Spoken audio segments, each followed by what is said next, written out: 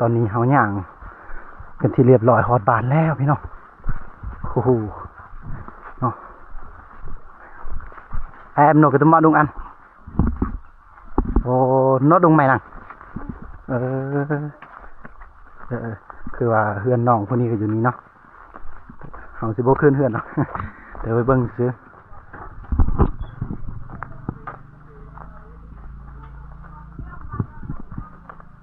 นี่เฮือน3 บ้าน 2เขาเจ้า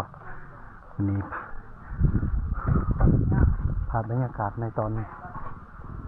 นแรงๆนี่รถจักรเฮากับเป็นญี่ปุ่นเป็นที่เรียบร้อยนะแล้วเฮาก็สิเมื่อยโอ้ยรู้สึกเมื่อยทุกคน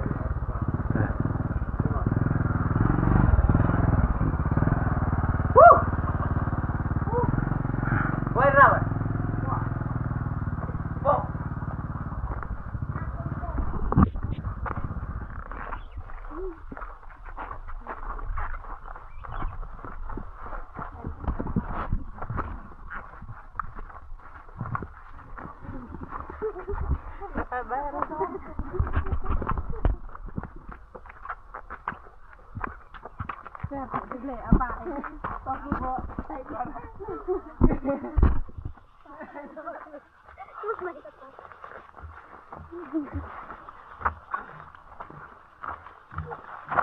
ไม่ตาฝักลูกบ้านปลาสาวงามเลยงามไปเลยทุกคนขอฝากติดตาม2 ข้องคมส่วนเผากระโดดเด้อทุกคน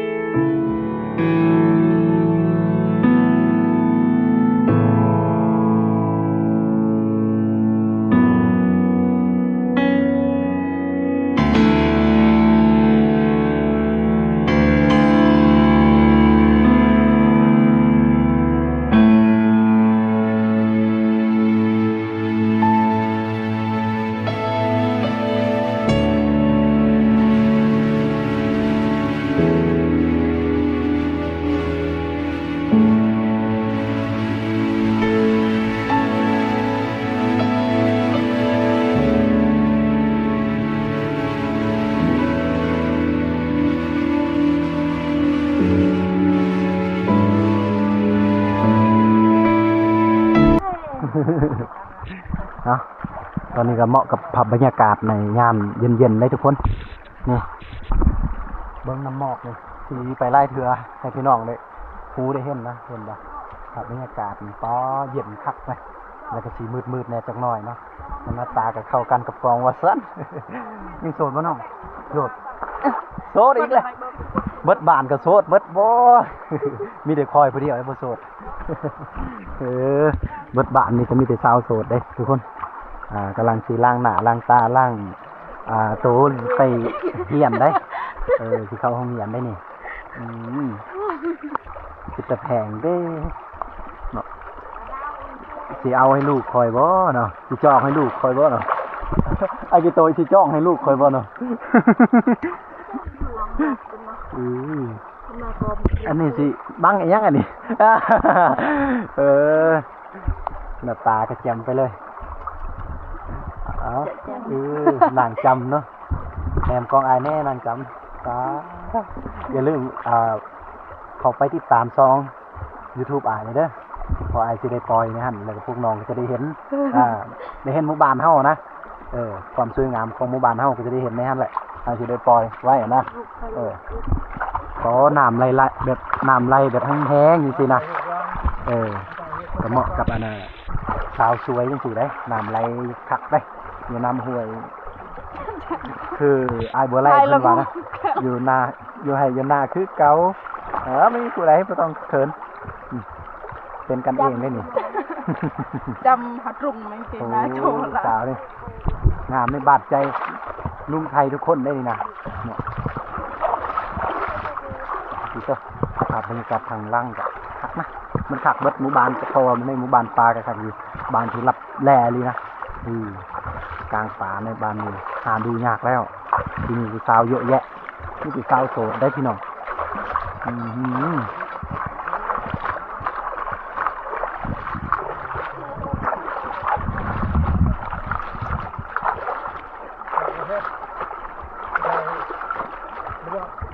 จักเดือนแหละเขาบ่ได้พอกันได้บ่2 เดือนเนาะประมาณนั้นเลยสิเฮาบ่ได้เห็นหน้าเห็นตากันเนาะประมาณ2 เดือนกว่าๆแหละเกือบสิถึง3 เดือน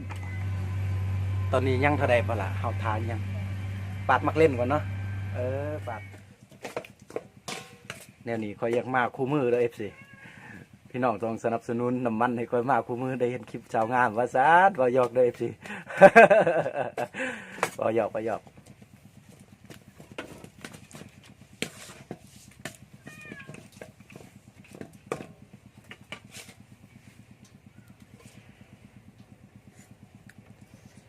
ใช่ไงไม่บริกรลังตัดสอนเด้อบ นอันมาเทียบเยอะมาหับยังโจงของมาอีลาไอยันน้องไม่ยันเนาะน้องเกิ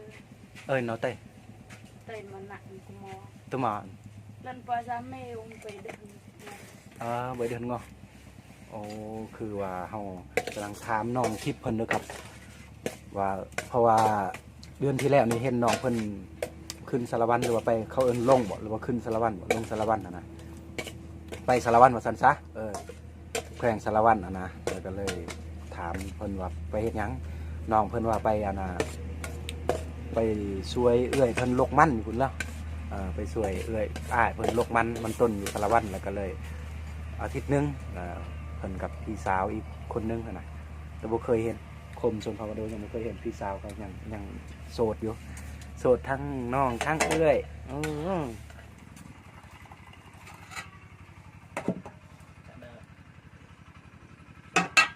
สะอาดเดือดหลังจะกระโดดหลัง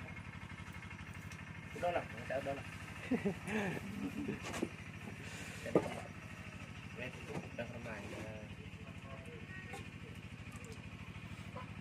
ส่วนหลายแต่ละมือกินอีหยังแน่ได้อีหยังแน่ของกินแต่ละมือนะส่วนหลายปะ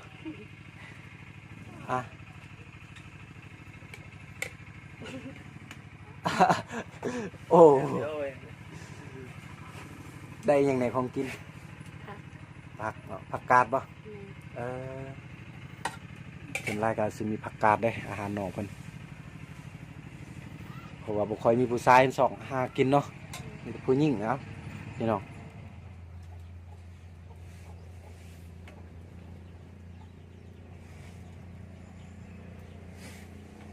ทายบ่มานี่เฮ็ดยังกินตอนแรงนี่ว่าเฮ็ดยังกินข้าไก่วะ เหลือมาคันเละแต่มาอย่าตะจักเอาสรุปแล้วพี่น้องถ้าเว้าภาษาลาวหลายเพิ่นอายเด้เพราะว่าอีกอย่างเฮาก็เป็นคนชนเผ่าคือเดียวนะชนเผ่าคือกัน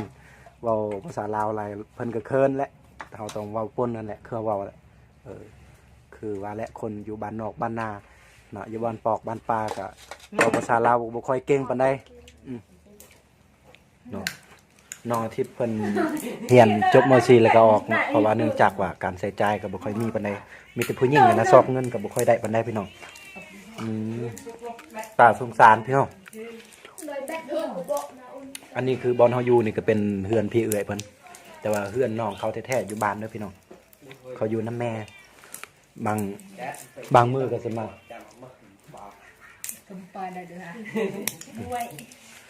บางมื้อก็เขาสิมากินอยู่พี่เอื้อยเนาะแต่บางมื้อก็จะกินเลยquay cha nhiều có bèn cái ly đâm kẹt thường có bèn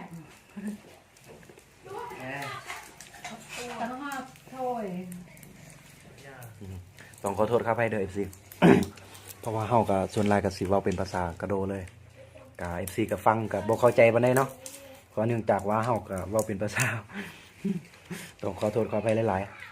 ๆคือว่าแล้วถ้าเฮาเว้าเป็นภาษาลาวอีกอย่างเฮาก็เว้าถึกแน่บ่แน่และภาษาลาวเฮาก็บ่แม่นคนลาวลุมแล้วก็เป็นคนชนเผ่าเวลาเฮาเว้ากันนี่เฮาโซกันภาษาลาวก็บ่อยากตอบปานใดแหละมันเคินนะเว้าก็บ่ถึกแน่นะเป็นน่าสงสารเนาะก็เบิ่งหน้าก็สงสารแล้ว แต่ว่าเฮือนเฮาเอาไว้เป็น EP ต่อไปเด้อพี่น้องฝากติดตาม2ของคมชนพกดรายการเฮาสิพอกันใน EP ต่อไปแล้วเฮาสิไปเบิ่งเฮือนของน้องอาทิตย์แต่ว่าอันนี้เฮือนของพี่เอื้อยเฮือนก็น้อยๆเฮือนพี่เอื้อยเพิ่นก็อยู่ในนี่เพราะว่าสร้างขอบ2ครัวก็ออกจากพ่อออกจากแม่แท้จริงพ่อเขาก็เสียแล้วยังแต่แม่น้องแล้วก็อยู่นำน้องหลาก็12ปีแล้วน้องนี่จักปีก็ไอ้ลืม17เด้อย่าว่า10วันนี้2025แล้ว17 จุกหรอเยอะๆเลยทะเลเช้าก็ไม่นำเล็กคนหางามมั้งมาเขาติดนะเบาหวานย้อนน้ำหน้าตาเด้อทุกคนเนาะมื้อนี้ก็เบิ่งสีมือน้องเพิ่นอีกนะพออยากว่าเบาหวานย้อนน้ำน้องเพิ่นนะ นี่เบาหวานหน้าตานี่นะมันบ่แม่นเบาหวานน้ำตาลเด้อเพิ่นก็สิใส่น้ำตาลกระสูตรของน้องอาทิตย์เนาะแล้วก็ใส่เกลือแป้งนัวแล้วก็ตำอีหยังก็ตำพริกนะยังหวานได้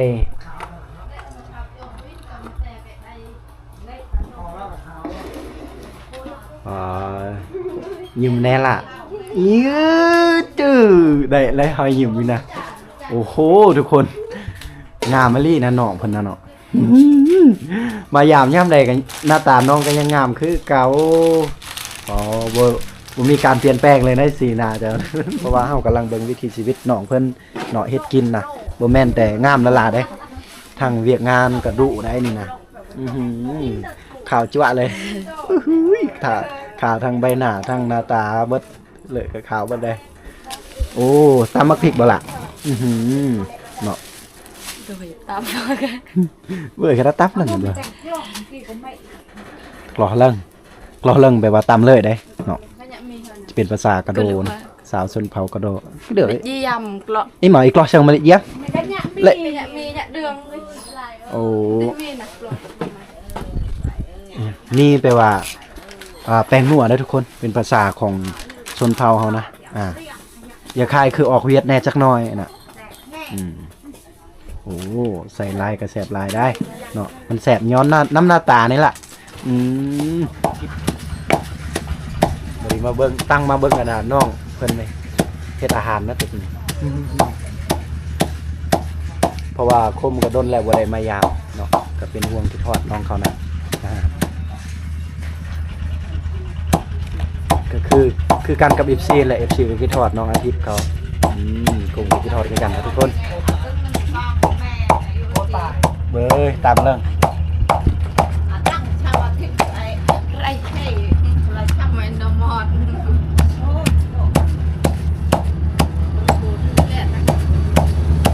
ยิ้มแน่หวานๆจากเนื้อจากหวานนี่แหละกระจังสาเลยเนี่ยยิ้มได้สาวเนี่ยนี่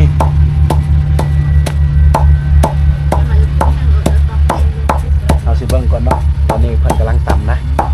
ดีจังเลยครับมาเบิ้งนะทุกคนเพราะว่าเขากำลังรอก็จะเทปตรงน้ำลูกแม่ชูเหือนก็แช่ละดีอุจุ่มกันดอกไม่นี่พวกแม่ตั้งแต่ลูกใดเกี่ยมันมันจุดวัดแล้วมันนิ่มเตะกิจไก่เลยเด้อทางนี้ไก่ที่แรกทุกคนมันต่ำเลยทุกคนลาขึ้นปันเปียนเอาไว้เพิ่นไปล้างมือเนาะเพิ่นกำลังเงียนเหือนเลยเอามาขนาดเยอะเลยกระตานเลยละเอียดมอนี่แหละกันละน้องเพิ่นกำลังเงียนเหือนเลยทุกคน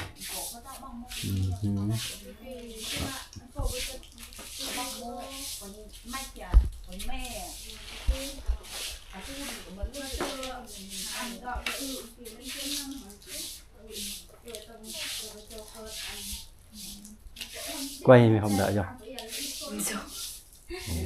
nó đang thám nòng phần app nam thì bao phần là nhang này đi gầm đây cho con đây còn hầm mình chàng đó nòng khao khai nhận đây nè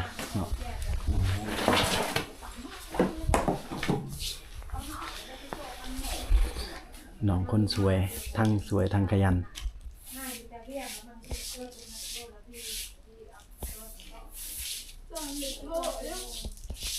mà thành nổ và thành là của đỏ để thành là bài tỏ dạng là vô là hai bằng thành là của vô ở thử để thành là của vô đã bỏng đô để và thô năng nhưng mà đại gì nàyแต่nổ đã กิดnó đó đã กิดnó bài thô giờ mẹ ai đi là bài thô giờโอ้ยยิ้มงามแท้เนาะทุกคนว่าได้แม่นว่าน้องจะเป็นน้องเขาเด้อน้องเพิ่นก็ยิ้มงามไปเลยนะ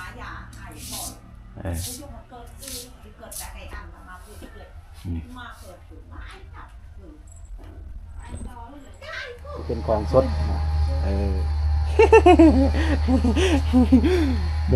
บ่ได้เฮ็ดเป็นคอนเทนต์นะรายเดือนที่ว่าเฮาบ่ได้มาแวะมาลินน้ำน้องแล้วก็มื้อนี้ก็ได้มีโอกาสมาลินมาเที่ยวน้ำน้องก็ยังสวยคือเก่าอันมีชวนเลยก็ไม่ดูคือหยาโปโหเนาะ ตัวนี้ก็จะเป็นพี่เอื้อยของน้องอาทิตย์เด้อพี่เอื้อยเขากำลังใกล้จะคลอดลูกนะทุกคนอีกบ่พอเท่าใดวันก็สิได้เกิดลูกได้ผู้หญิงกับผู้ชายผู้หญิงโอ้ได้ลูกหญิงได้นี่นะคนสวยคือเก่าโอ้สวยคือนี่คือน้องอาทิตย์บ่จักเนาะแท้จริงอายน้องเขาก็เอื้อยน้องเขาก็สิเป็นคนงามคนสวยนะคืออายของน้องอาทิตย์ก็สิเป็นคนหล่อนะเนาะหล่อได้นี่จะเป็นน้องลาเพิ่นก็งามเลยอันนี้ก็เป็นเอื้อยล่ะน้องลาเด้นี่คือน้องอาทิตย์เชียร์cái giá mồi bé hay mà rất đẹp cái đi thì นี่ผู้เป็นแม่นะนี่กับน้องล่าผู้สาวบ้านนี่เนาะอยู่ในหมู่บ้านเฮาสวยงามเนาะกูไปแย่อันอะไรอีตุมานนั่นแหละอีตุมานเอ้ยเพิ่นไปหับครัวไปเนาะครัวมันไปเฮ็ดเพียงคุณครับโอ้ท้องในเกาเดือดแล้วนี่เนี่ยยังขี่มอเตอร์ไซค์เซ้ยทุกคนกาเชียวตอนเมียของคมไก่สิคอดนี่บุกาที่จะแม่ไปย่างยังตอกแกกกับบุกาได้พวงเมียเนาะนี่แหละนั่งชิวๆเนาะที่เป็นส่วนลายเพิ่นน้องเพิ่นว่ามื้อนี้ก็สิมานอนเฮือนตุ๊เต้เวเตอร์ลูกเอ้ยดุงเต้ก็นี่ตัวมันbị đụng ơiนั่นแหละ cần bằng cần đúng ơi ô im mà mày tổ mình cái đựng thứ ăn ô nó โทรศัพท์น้องเพิ่นเพเนาะแล้วก็ขอลิ้นนำพี่เอื้อยเพิ่นผู้เมื่อกี้นะแล้วก็เพิ่นมื้อแรงก็มานอนเฮือนเอื้อยผู้นี้เด้เนาะมื้อแรงเพิ่นก็สินอนนี่ปกติเพิ่นก็สินอนเฮือนหลังผู้เนาะหลังเฮือนน้องเพิ่นเนาะ